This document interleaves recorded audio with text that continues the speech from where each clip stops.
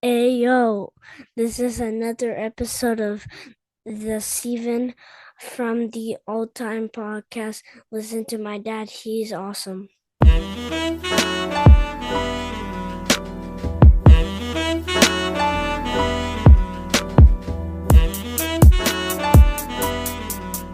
Welcome to a new episode of Steven from the All Time Podcast.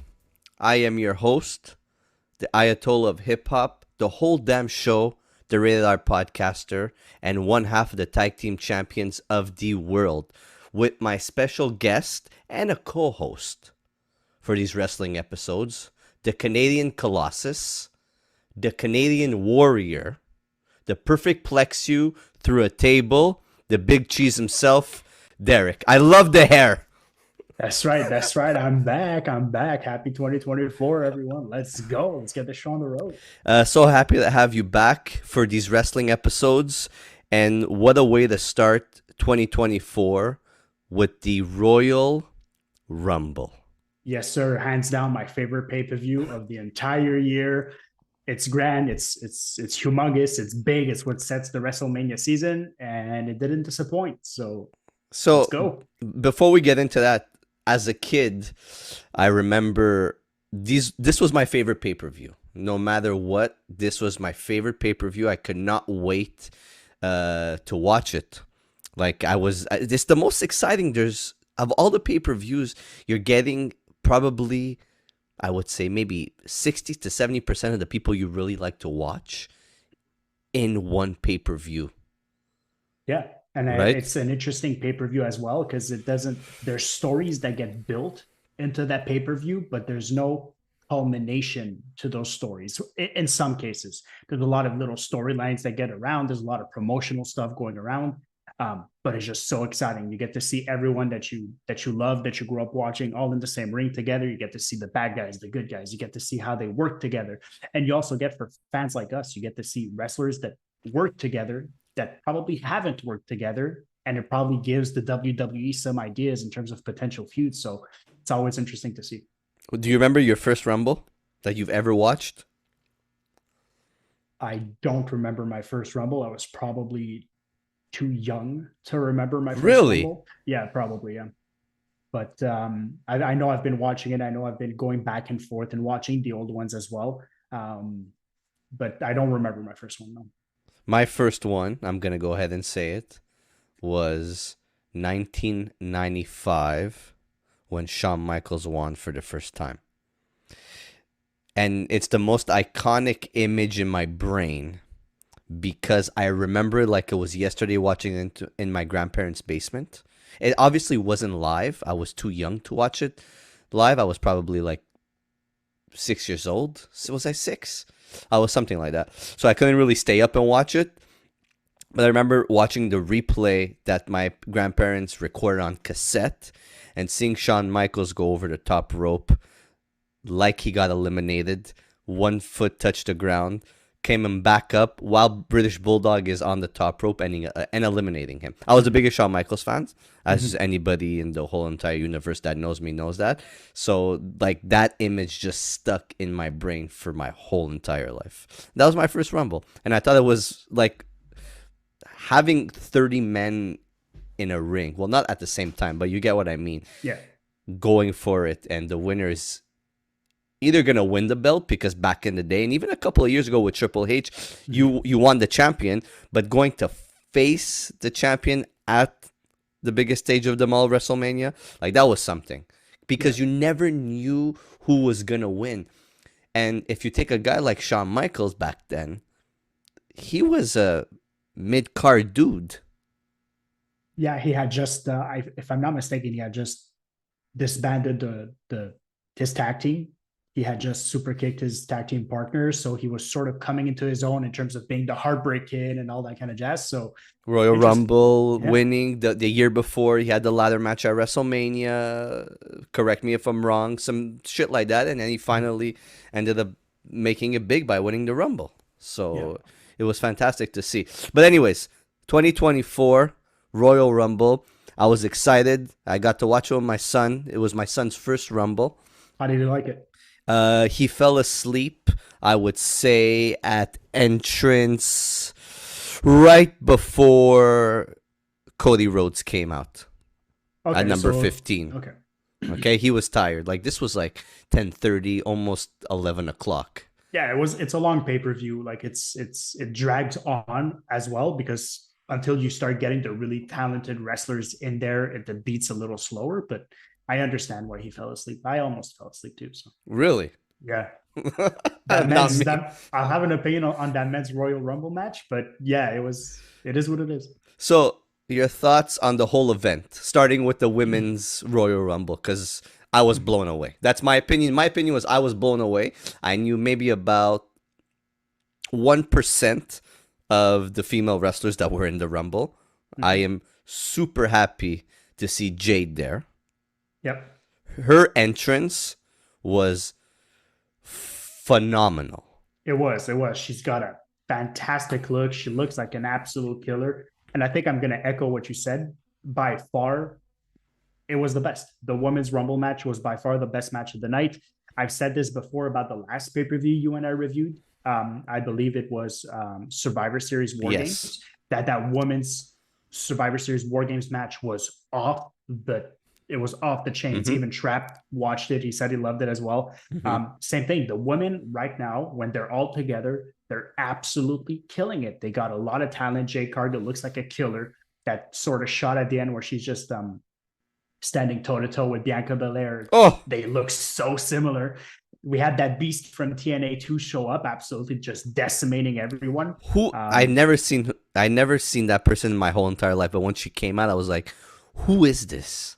Right. She reminds me a bit like in her style, like Beth Phoenix, China, like sort of that big, giant, muscular sort of look. Like she looks like a killer, and she moves like a cat too. So I think it was interesting. It was very interesting to have some TNA people show up. I think I was not expecting that at all. So that caught me off guard because TNA, I know they're doing stuff with AEW, but now they're doing stuff with WWE. That means that are we possibly going to have some other types of collaborations in the future?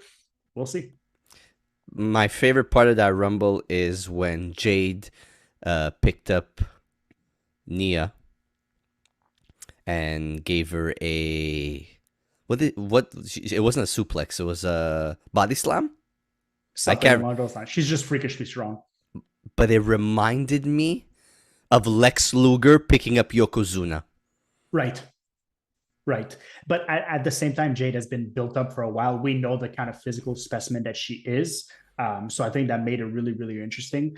Now, how are they going to book her going forward? That's going to be the even more interesting thing. Oh, because man. there wasn't necessarily a feud that came out of it necessarily. No. So she's NXT. She's going to be in NXT. 100%. Yeah, I know. 100. I think they're probably going to try and have her maybe have a little bit more charisma. When she doesn't talk, she's got a lot of charisma. She's got a good look about her. I just haven't seen her on the mic too much besides that little part with Bobby Lashley, but that was nothing. That was a few months ago. So we'll see. It was interesting. I think I'm going to ask you what you think about the result of it all. I loved it. Yeah. I like Bayley. I think she's a real champion. She knows how to put people over. Her whole storyline with what she's done in the last couple of months was super interesting. Like, there's an interesting story behind her. Yeah, I completely agree. Like, is she in Damage Control? Does Damage Control want her in? Like, there's been that whole thing. Also, she's been predicting a whole bunch of stuff. All of it has been happening. So they really leaned into that as like whatever she calls is what's going to happen. And at the same time, I got to say, Bayley's probably one of the most talented female wrestlers on the roster. Mm-hmm. She maybe doesn't have the look necessarily of like the Jades, the Bianca Belairs, the Becky Lynch, and so on. But that's what I like. That's what I like. She's a wrestler. Yeah, she's a wrestler, and I think they need that right now. But with that being said, we'll talk about Raw when we get to Raw, but I don't like her chances against either champion, but it's not against Rhea. Rhea, there's no way she's going to be Rhea. If she goes against the other one, it's going to be a good storyline for her to become a babyface. Yeah, so for sure. The second match, the Fatal 4-Way, I thought was fantastic. Mhm. Okay. What I took away from that, and I want to know what your opinion is. The Fatal 4-Way being Roman Reigns versus AJ Styles versus Randy Orton versus LA Knight, Yep. was that Roman Reigns just beat three top guys from SmackDown. And probably three top guys in the whole WWE. Mm-hmm. Yeah. And the way it ended, where he, correct me if I'm wrong, Superman punched Orton and speared AJ Styles and got the pin, Mm-hmm. while LA Knight was somewhere else outside of the ring or whatnot. It made him just a level up. Yeah. He beat three other men in a ring where everybody was like, "Oh, he has these singles matches. He cheats. He's there every 2 months. All these things where he comes in and he won a fatal 4-Way. He beat three other guys. He looked on top. It put him a step over as the champion." Absolutely agree with you. I think he, for the most part of that match, we all knew he wasn't going to lose, but the way he did it makes him feel untouchable and unstoppable. Mm-hmm. However, I do want to highlight certain things about that match.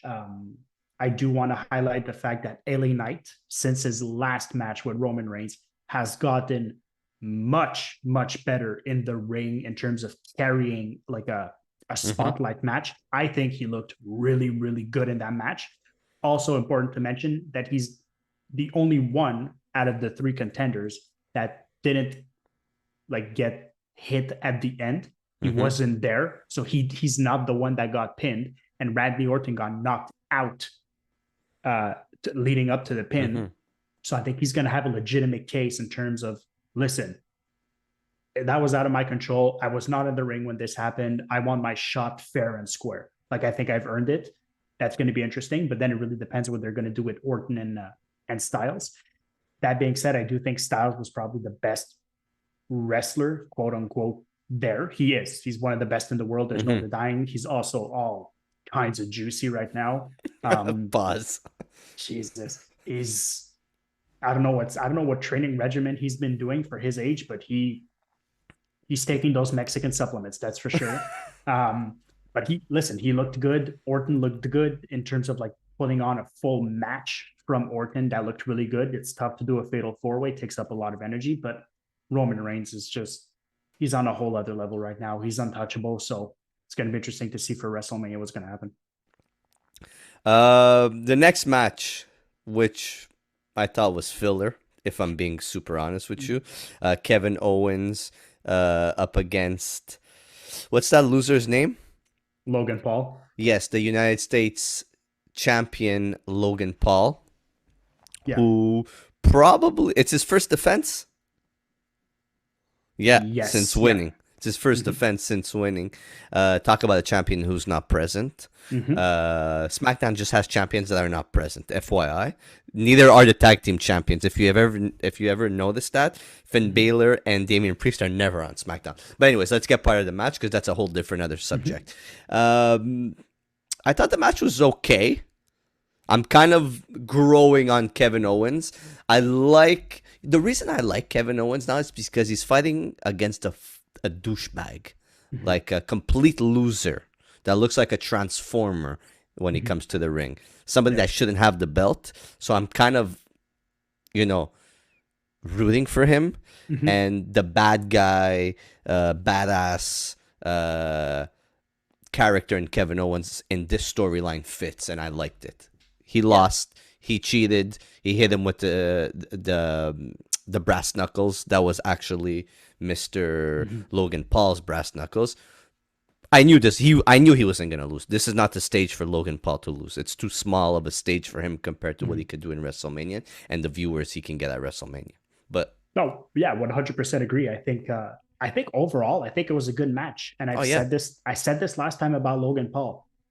Is he a WWE superstar? He's not. Is he a wrestler? No, he's not. However, you could tell he's a student of the game. He keeps doing these moves. He keeps putting his body on the line. He keeps taking risks. Listen, he took some bumps. Kevin Owen is a hard wrestler to wrestle against because he hits. And you know what? He took them. He kept coming at them. And I think the match went fine. Honestly, Kevin Owens, I think if he's booked correctly in terms of just this badass who kind of like goes after the wrestlers he doesn't deem fit in the WWE and goes on like a warpath, I think that could be interesting. We're just going to have to figure that out when it goes, but it's going to be interesting to see where it goes from there. Logan Paul's going to have to lose that belt eventually. He's just too much of a part-timer, and right now the WWE has too many part-time champions. Too many. It's ridiculous. It's ridiculous. There was a time where you could honestly hope that a title would change on Monday Night Raw or Friday Night SmackDown, and now we all know titles are not changing until pay-per-views. So it is what it is, and even some pay-per-views, some of them are just not there. That's true. That's very true. Very, very true. He loses it at WrestleMania against LA Knight. That's my prediction. Okay, let's write that one down and let's revisit whenever we get there. The last match, the 30-man Royal Rumble. Your thoughts, your highlight moments. My thoughts, I think it was the weakest match of the night, personally for me. I felt it was a little too slow. A lot of hype, huh? A lot of hype. I don't think it delivered on the hype for the simple reason for me. I didn't like the fact that I had two baby faces left at the end. I wanted a heel versus a baby face. I think it was the easy way out to have that Cody being CM Punk and Cody Rhodes. Yeah. And I do think Cody Rhodes winning or CM Punk winning, I think was the easy way out. It was the easiest way to a story. And I saw it coming, but I still didn't enjoy it. I still didn't like it. I would have much rather have a Gunther win. And he's been on a path lately. He's been on an absolute destruction path, and he's not getting a chance at the title. And to me, that makes absolutely no sense. Why book him in that insane promo with Seth Rollins a week ago, only to have him be eliminated? Like, to me, that made no sense. And I think Cody Rhodes winning twice, I understand why they did it. I understand the storyline that it's going to build, but at the same time, for me, I just didn't like it. Also, just because Drew got eliminated, and it is what it is. And CM Punk, and guess what? He's hurt now. We're gonna talk about that. We're gonna talk about that. What'd you think of it? I enjoyed it. I thought the numbers of who came in when weren't done correctly. Okay, hold on a second. I know I know why you're laughing. I'll get to that point. Okay. Number 1 and 2, Jay and Jimmy. I didn't think that's what it should have been. I understand why it happened. I thought that CM Punk and Cody Rhodes should have been 1 and 2. That's and gone till the end. That's my thought. But it made sense. The Jimmy and Jay finally being in the ring together, going up against each other, it made sense. Drew came in way too late in the Rumble. Drew came in, if I'm not mistaken, I have it here, number 29. 29, yeah. Okay. He came in number 29. Drew should have came in 14, 15, 16. If not even earlier, because they're booking Drew as being an absolute killer. Brock Lesnar's not there. Big Show's not there. He is probably by far, other than Omos, he is probably by far the most physically strong competitor and the biggest one. But he comes in at 29. Like, you want to see Drew absolutely kick people's head off during the Royal Rumble, and then have him be eliminated, have him be built up as the destroyer, only to be eliminated, like he did to Brock Lesnar. That was the whole point. I don't think they're booking Drew correctly, but that's just my opinion. For now. However, I do want to put a special shout out. I don't know if it's on your list, but Andrade coming back. Oh! Number 4. Good job. I wish he would have gone further, but honestly, good job. I'm really happy he's there. I think he's a phenomenal wrestler. Can't wait to see where it goes. 23 minutes in the ring. It's not bad. It's really not bad. I love that he came in at number 4. It kind of shocked me because if I would have expected him in, I would have expected him in towards the end. But he came in at number 4. His attire was fantastic with the mask. I'm happy that he kept that. That's super, super important for his image. It is. Now, with that being said, what are they going to do with him? He signed to Raw, Yeah. but what are they going to do with him? What are they going to do with Andrade? They cannot let him just fade away. They can't just make him be small time. He's not small time. The guy is phenomenal in the ring. The guy exactly can what they're carry a gonna do. match. What are they going to do? Gunther. I was thinking the same thing. That's a He's good the feud. most legitimate threat to Gunther right now because he's one of the most, as a wrestler, as an just a freak. He's a very talented wrestler. He's very good on the mic. I think it sets up for Gunther to lose, and then for Gunther to eventually go after the whole Seth Rollins kind of thing, so that he's liberated from the belt. You let Andrade ride with it for a while, and you see where it goes from there. And hopefully change the image of the belt if Andrade wins, because that belt is going to be the smallest thing on him. Yes. The dude's a brick. He's a big guy. There was at some point he was just like doing like this sort of like shoulder pose, and I was like, this guy is enormous for his size. He has one of the best physiques for a wrestler. Absolutely. He's tall. Okay. He's not Brock Lesnar built. He's just a tiny bit under that Brock Lesnar. Okay. And it's just that he has that old school 90s wrestler physique, 80s wrestler physique. You know what I mean? Like just coming up, those dudes that put it on, like Arn Anderson style. Yeah. He's got a stocky build. He's got big shoulders, and he has that sort of that look that we know that Andrade has, that he carries himself bigger than everyone else. You know, he knows he's got the size, the suits, the skill, the suits, the fancy. I think we need that because Cody Rhodes does it in a babyface sort of way, but Andrade does it in a I'm better than you sort of way. And Gunther walks around thinking he's better, knowing he's better than everyone. So now you're setting up something that could potentially be very interesting. The biggest highlight for me, are you ready? I know you're sitting down and you can't wait for this bad boy. My highlight of the evening was number 30 with Sami Zayn coming back after being gone for 2 weeks and getting 0 pop at the end. I was ecstatic.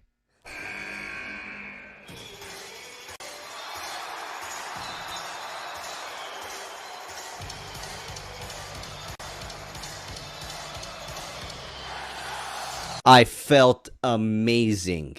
Number 30, who can it be? Is it Hulk Hogan? Is it Triple H? Is it Brock Lesnar? Is it Brock Lesnar?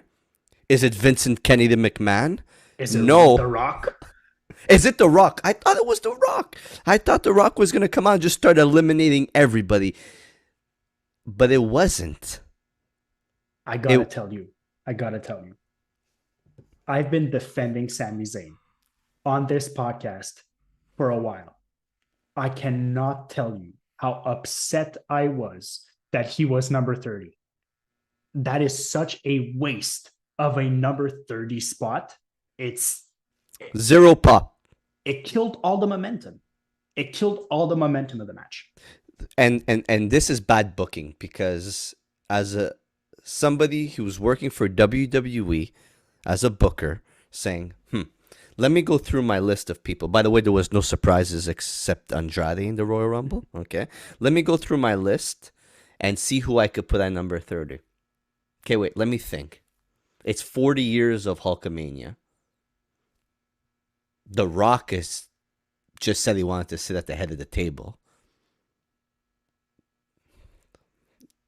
Let's bring out Sami Zayn, who's been gone for 2 weeks. He just got a big buildup of not being there because he wanted to take some time off for himself. We're going to put Sami Zayn at number 30 and get 0 pop. The reaction was terrible. Honestly, I think they probably had another plan, but I think it fell through. and they were short someone, and they just called up Zayn. They're like, listen, you need to come in. You need to do this. You need to come back. If Doink the Clown came in at number 30, he would have gotten a bigger pop than Sami Zayn. And Hell yeah. let's be honest with each other. He came in at number 30 to be in the Royal Rumble at a grand total of 3 minutes and 19 seconds. Only when he came in, he went straight for Drew McIntyre, and who eliminated Sami Zayn? Drew McIntyre. That was phenomenal. I haven't felt this good watching a pay-per-view in a very long time. Besides the CM Punk return, but seeing such a no good loser like Sami Zayn fail once again. Once again. It is. I know how you feel about that. So what I'll do is I'll try to turn it into another positive. Braun Breaker. Amazing. I've never seen a guy move so fast in a ring for his size since, and it's gonna be a weird comparison, since Mojo Rawley. Jesus. Do you remember Mojo Rawley? Yes. High energy, but that guy came from a football background. Yeah. He can move around the ring so fast for his size. They look the same sort of physique, the same sort of wrestling style. I was very impressed. Honestly, I knew him a little bit from NXT, but what he did in the Rumble, kudos to him. Talk about like seizing an opportunity and getting a push and really taking it and going for it. If he keeps doing that and they keep booking him that way, I think that guy he's set up for the future in a big way. Just an FYI, he was not supposed to be part of the Rumble. He took Brock Lesnar's position. So everything that Brock Lesnar was supposed to do, the whole way that Braun Breaker was doing it was the same way that Brock Lesnar was supposed to do it. So they called up Braun Breaker. And I think that makes sense. That makes sense. Total sense because they put him over as a beast. But not an insurmountable beast. It put him there, but as like a realistic beast. A guy who's very strong. A bit like when Brock Lesnar came in. When Brock Lesnar came in, no one could believe the guy his size could move the way he did. Just Braun Breaker is a little bit smaller in terms of stature, but he's so fast. He moves so quickly off the ropes. Spears. Just absolutely tearing through everyone. I think that was really good. Also felt weird. I felt like there was a lot of superstars missing from that Rumble for some reason. But yeah, the swoosh guy. What's his name? The big dude with Chad Gable. Otis. Yeah, he wasn't in there. He's a superstar. He should have been in there. He should have came in at number 30. Chad Gable wasn't even there, was he? No, he wasn't. He wasn't. You know. You have Gallows and Anderson, who I think are still signed with WWE. Are they still signed with WWE? Just it goes to show you how WWE right now has too many wrestlers, too many athletes. They don't know where to put them, and they're using the wrong people. And I think that's even why there was no huge surprises or people like Hulkamania, The Rock, and it was just frustrating because they followed the recipe that the women did. So the women, what they did, I understand the rosters are smaller, but a lot of the tag teams were in the rings together and doing stuff together. Why wouldn't you bring the Street Profits out? Why wouldn't you bring the Authors of Pain out? Why wouldn't you had Karrion Kross, but the Authors of Pain, the two guys are giants, yet they're nowhere in the match to be seen. Bobby Lashley is in the match, but the Street Profits aren't there. You're going to come and tell me those guys are not phenomenal wrestlers in their own right? It felt weird in terms of who they chose to be there versus who they could have put in there for it to be entertaining. Let's go get a 7'2" giant who hasn't been there since WrestleMania the year before and put him in the Rumble because we need him to be in the Rumble so there could be 16 people that eliminate him at the same time. And that could have been McIntyre. That would have made more sense. Et voilà. I give the Royal Rumble in a total 7.58 on 10. You? I like reading stuff. Go. 7. I think they could have done so much more with the men's match, and it would have been so much better. And honestly, for me, it's weird. I was probably at a 7.58, and then Sami Zayn coming in at 30. Do you remember at the time when the number 30 would come out and you're Mm-hmm. like, oh my God, this guy comes out, whoever number 30 is, has a chance of winning the whole thing. And then Sami Zayn came out, you're like, well, he's not winning. Can you imagine had Sami Zayn won the Royal Rumble? Well, when you have a loser mentality like Sami Zayn, you're not going anywhere. Poor guy gets so much heat. So Raw, Monday Night Raw. Yes. Whenever this is releasing, it's a couple of days before. Raw was bigger than I expected. Okay. We have a lot to talk about regarding Raw and what happened on Raw and all the storylines that have gone south since Monday Night Raw. CM Punk, the person that is made out of glass, being back since November, having 3 matches, 2 being house shows, 1 being the Royal Rumble, shockingly is injured. What did he tear? His tricep? Yep. So he came out on Raw last night, was crying in the ring, saying his dream of headlining WrestleMania is not going to happen because he needs 4 to 6 months off. So that storyline with Seth Rollins and CM Punk headlining one night of WrestleMania does not exist anymore. Do you think the original idea was for Punk to win, but then mid-match realized that he got hurt and they couldn't go with him as the winner? No, it was No? Cody. Okay. I know it was Cody because there was no communication between Cody and Punk throughout the match that would have came close to them switching it up. That's Okay. Again, yes, the people in the back, yes, Triple H, yes, whoever's all the writers, whoever, I don't even know who they are talking to the refs, but I don't think he knew he was that injured till he got to the back because he was still fighting at the end. Slower than he was in the match because he looked like total dog shit throughout the whole match, but slower towards the end. If they would have listened to me, they would have both eliminated each other from the match and they both got to choose who they got to go against. But obviously, no one listens to me when I say things like 5 to 6 months beforehand. That being said, the whole storyline between CM Punk and Seth Rollins is out the window. We will not see CM Punk for 4 to 6 months. Okay, If at all, when he comes back. I would say on the high end 6 months for a guy like that at his age and his injuries. That injury, muscles, and all that shit. You're good with all that shit. Yeah. The tricep. That's the tear of the tricep. That's what it is. Yeah, I just don't know where exactly he tore his tricep. If he tore it at a connection or if it just snapped. The recovery is going to be a little bit different. That's why they're giving it 4 to 6, probably because they want to see how the surgery goes. But like you said, the issue with him is his age. You don't recover the same way No. at a certain age. And it sucks to say. And I know you and I off camera, we talk about how he's made of glass and so on and so forth, but it's still very unfortunate for his first pay-per-view match back that happens. It's very unfortunate. I was expecting him to probably not be a full-time wrestler, but now for him to be out 4 to 6 months after all that hype,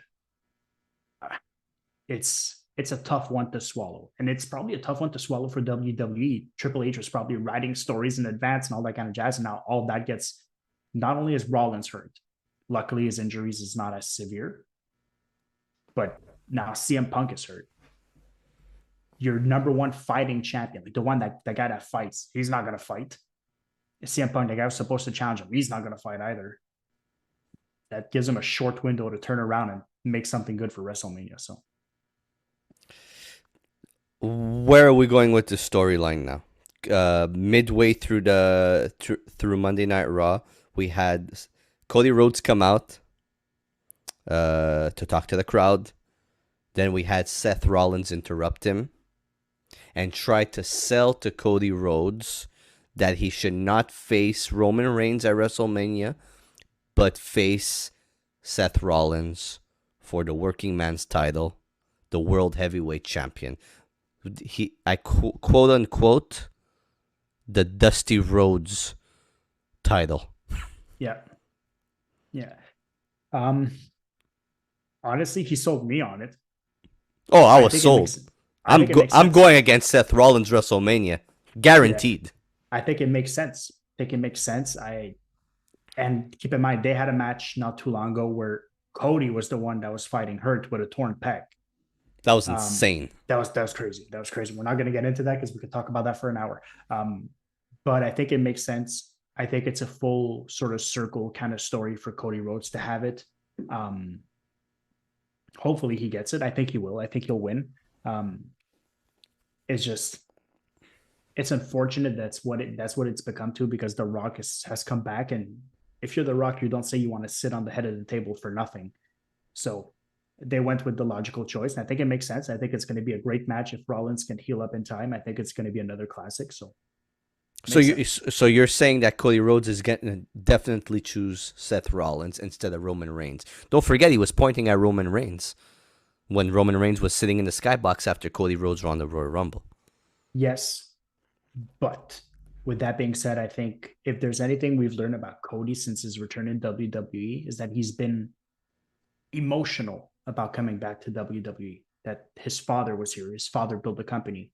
And even during the CM Punk at Royal Rumble, CM Punk's like, there's no way I'm losing to Dusty's kid, right? They keep bringing up his father. And now Rollins doing the same. I think he wants to win that championship that his father has once had. And I don't think Roman Reigns is the logical choice for him. And I think it makes sense for a fighting wrestler to defeat a fighting champion to keep the championship being like a fighting championship and not a part-timer one. First of all, I think that this is the last-minute change of storylines. But is he really finishing the story by facing Seth and not Roman Reigns, who he fought last year at WrestleMania and lost to? He's supposed to dethrone Roman Reigns. It ain't going to be The Rock. It ain't going to be the 10,000 other superstars on the roster. It ain't going to be Drew. It ain't going to be...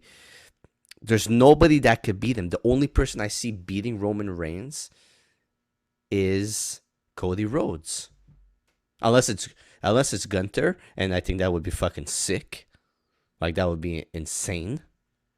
I think it would. Yeah, it's honestly, it's the fact that The Rock came back. He sort of mixed up all the cards in a not necessarily in a great way. I have nothing against The Rock, but you never wrestle. Now you come back. You say you want to be on the head of the table. Like, what's the one thing that can happen? Roman Reigns loses not at WrestleMania, fights The Rock at WrestleMania, and then The Rock claims the head of the table. That makes no sense. But at the same time, it makes no sense for The Rock to win the championship. So what's going to happen? The Rock's going to win. Damian Priest is going to cash in. Keep that thought on Damian Priest. Keep that thought on Damian Priest. Keep the thought on Damian. Oh, once again, who got eliminated smack in the middle of the match as if he's a nobody and everyone can just walk right through him. He shouldn't have been in the Rumble. He has the money in the bank. Anyways. I'm telling you.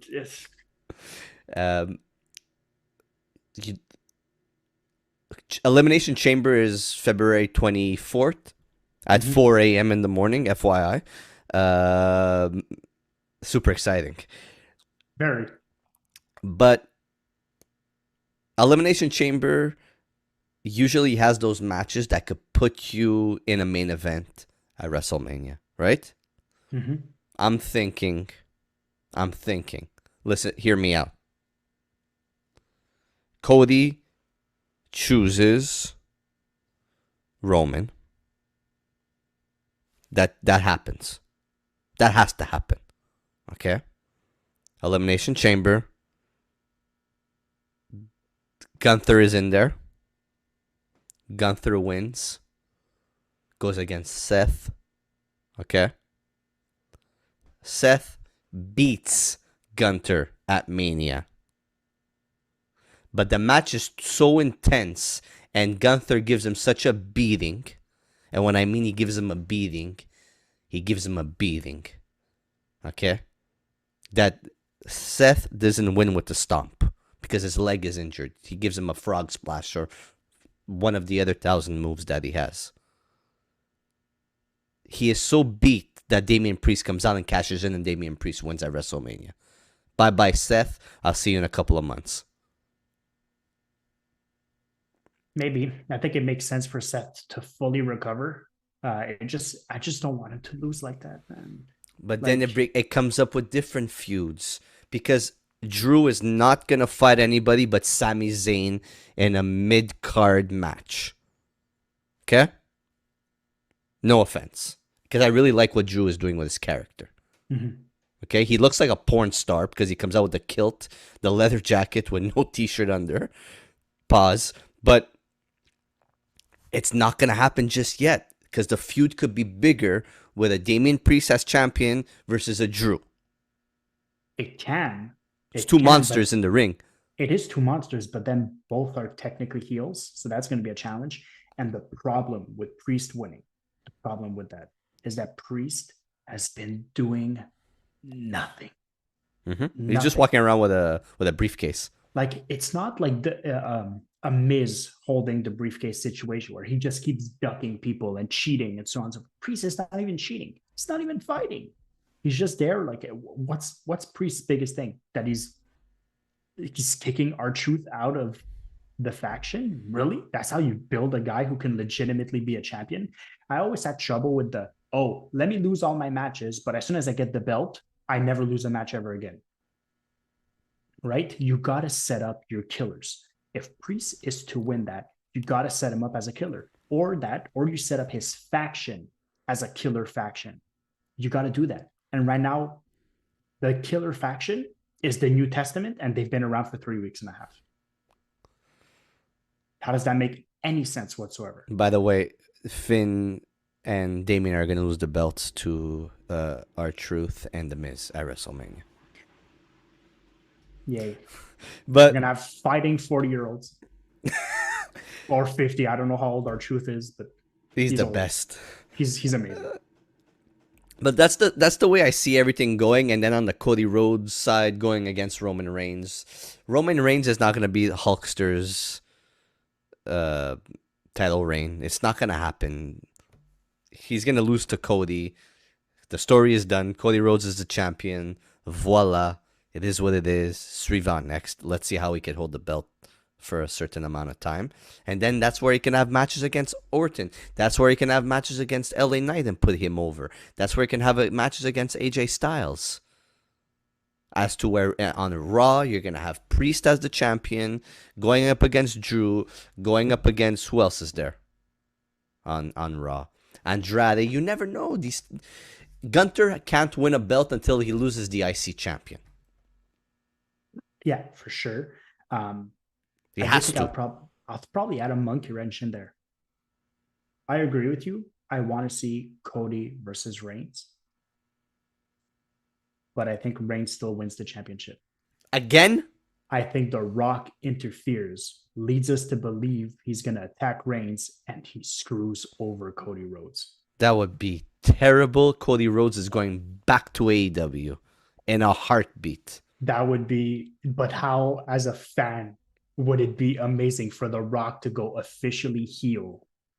And then you do like a part-time storyline with him being like, hey, I helped you win. Technically, that's my belt. You know, like I am. I like battle. Yeah, you like that extra. You like the extra. I like the extra. I like you like the extra cheese. I do, yes. I hope that there's a big storyline for Andrade. I hope they do something huge with him. He needs to do like him being on Monday Night Raw after 2 days after Royal Rumble. That's great. I like to see that because they're gonna work him. Okay, he needs to show what he could do in the ring right away, and put him in a different light. Put him against Gunther. Make him go against Gunther. Make him have that feud with Gunther. He can have a feud all the way up to WrestleMania, if anything. If my storyline doesn't work out.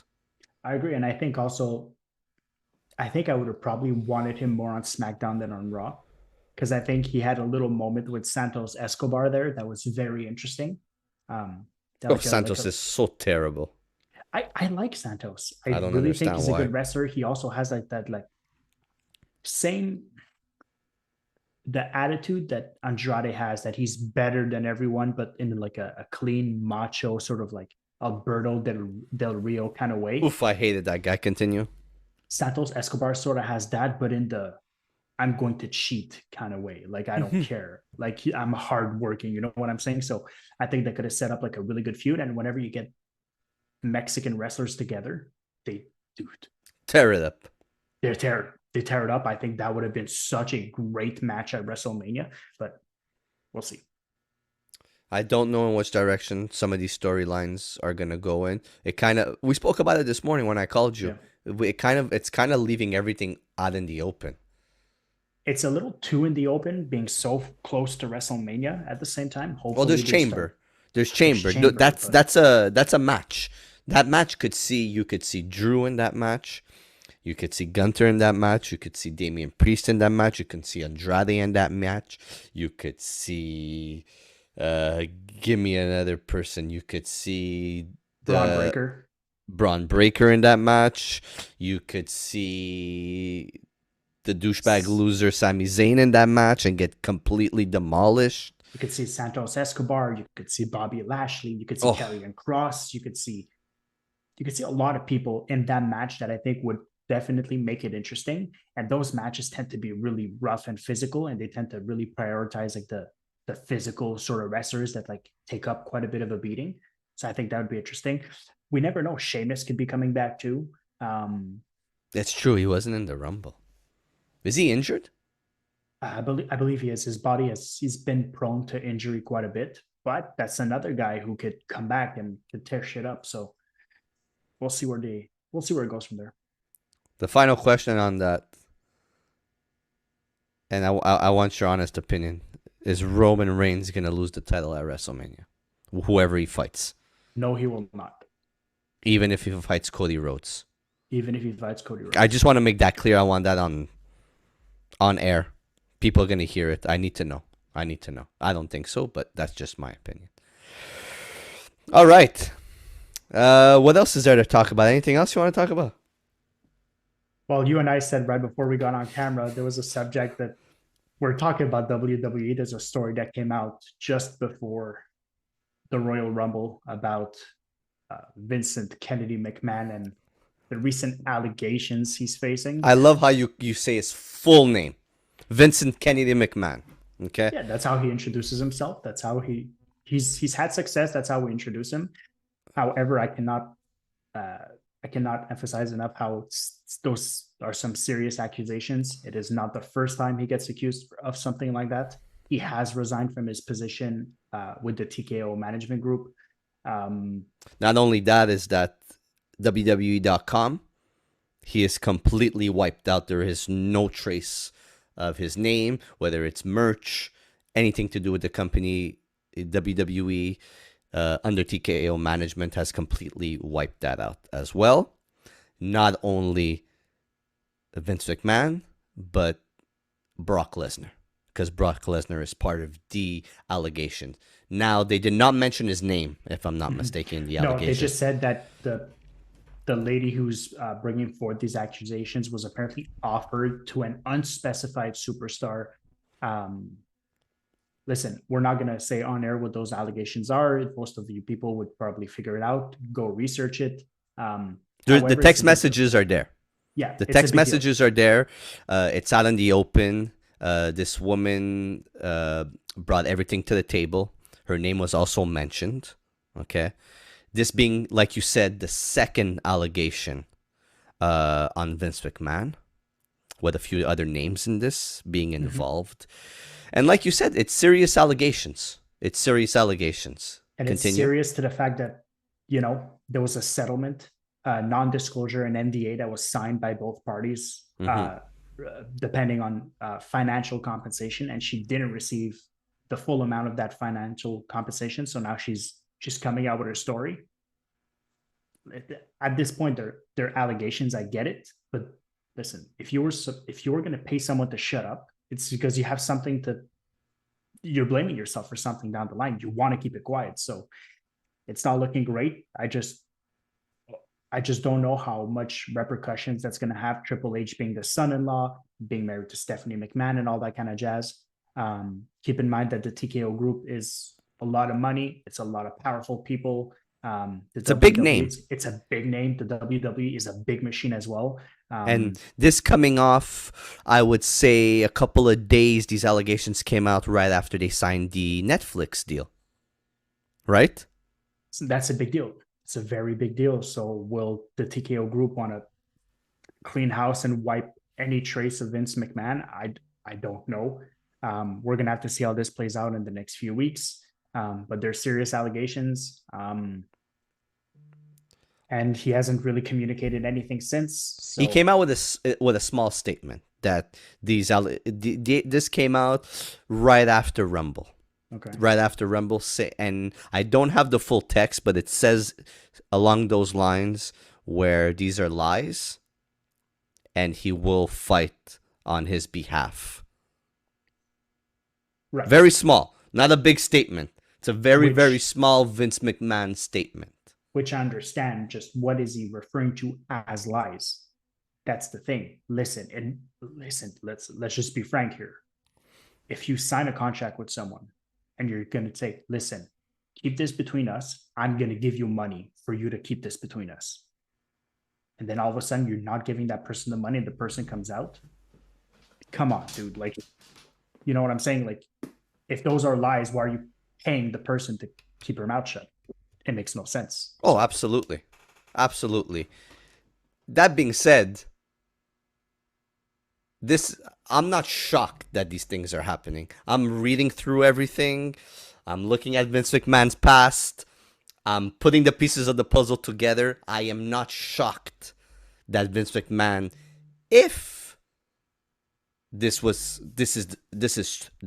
truth behind this, I am not shocked that this is the type of way a certain man would be acting on Vince McMahon's part.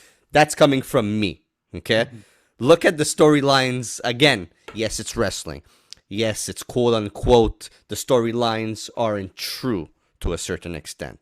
But look at the storylines when he was there, when he was front and center that we were getting. Mm-hmm. Okay? Like, we've spoken about this. Yeah. Like, the dude had some weird, awkward storylines.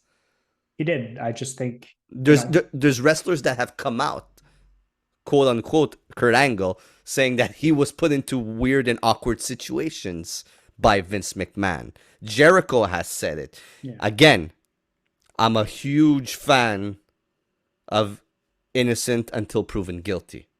Same. But it's not shocking to me that this is the way he would be acting in real life. For me, I just think it's unfortunate. Once again, these are absolutely allegations. Nothing has been proven. They're both, listen, it's going to go to court.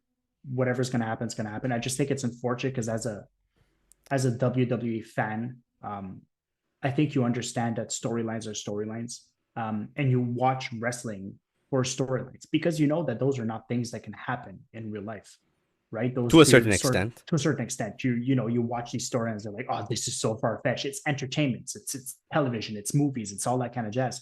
And then to sort of hear about these allegations of like these stories being possibly true, I do find it's a very unfortunate thing, and it sort of blurs the line of like the wrestling side, the fake business side of things, and the real side of things.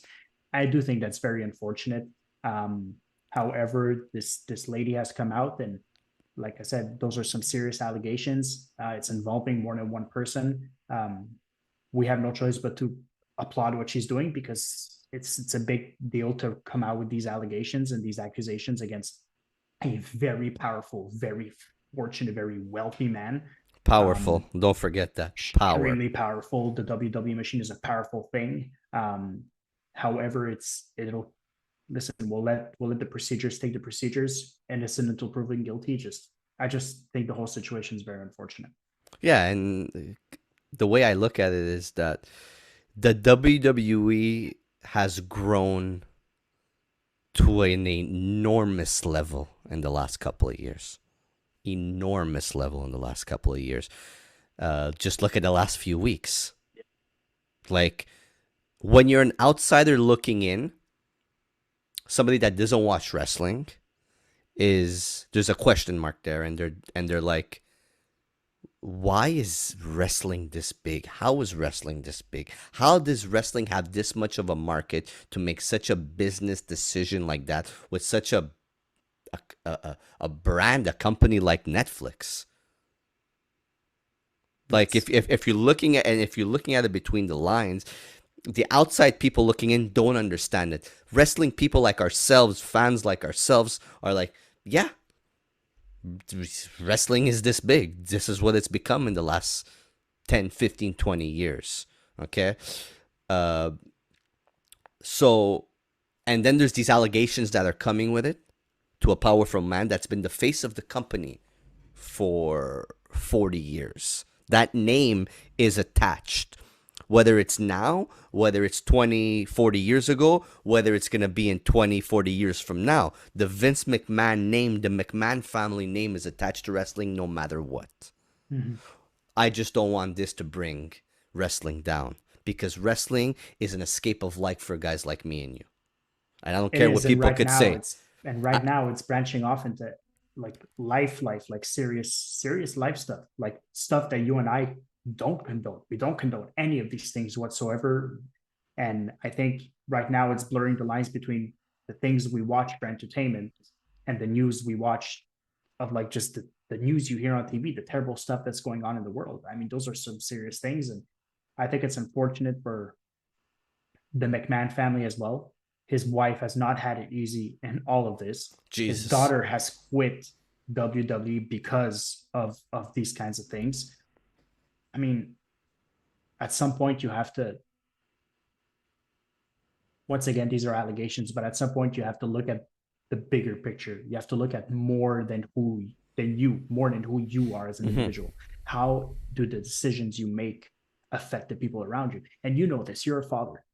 The decisions you make, affect your kids and your wife and so on and so forth. That whether it's staying late at work, that means it's less time with your son and your daughter, and you understand that concept. And for me, I just find it's unfortunate that maybe some other people, if this ends up being true, that they didn't take that into consideration. Dude, these things that we're talking about, these allegations and this whole thing, hopefully, look, the way I see it is that hopefully this did not happen to a certain person, right? Yeah. Hopefully this did not happen. Yeah. At the end of the day, we don't want these type of things happening to people. Never. Right? Never. Like you said, it's allegations. But again, innocent to prove it guilty. But again, hopefully whatever comes of this, if it's true or false, the right actions are taken, and then we just move on from there.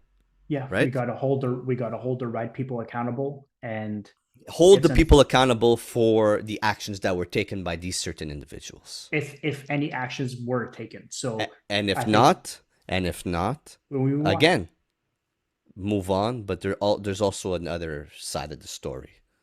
Do you get what I mean? There's always two sides to a story. So, anyways, a lot of negativity on a $1 billion week, a Royal Rumble week, and the direction of what the WWE is going into. Absolutely, sir. So let's get out of here. I guess we'll see each other next on Elimination Chamber. Yes, sir. Absolutely. Elimination Chamber. We'll keep watching Raw and SmackDown. Raw and SmackDown have both been generating good episodes in the build up to Royal Rumble. Let's keep that going. Especially on SmackDown, it tends to be a little bit of a tougher show. So let's keep that going. We're just going to start having some people that are going to be interesting. So let's get going. And just want to say I appreciate you. Thank you for being on the show. Pleasure, man.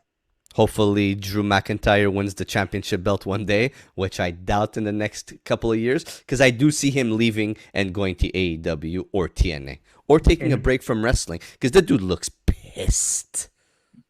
I think he's just upset with the booking anyway. We're not going to get into the whole Drew McIntyre conversation. We might revisit it at some point, but it is what it is. Let's just, you know what? Same thing with everything going on. Let's just see where it goes. Let's take our time with it. Let's sit, let's digest it, and let's see where they take it. So thanks for everybody for tuning in. If you haven't subscribed already on the YouTube channel, please subscribe. Please like. I'm not asking for the world. youtube.com/Steven from the All Time Podcast. We're doing it different in 2024 with the videos.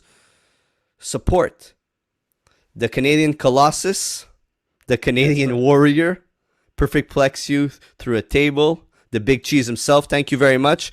I am your host, the Ayatollah of Hip Hop, the whole damn show, the Rated R podcaster, and one half of the tag team champions of the world. This is Steven from the All Time Podcast. Thank you for tuning in.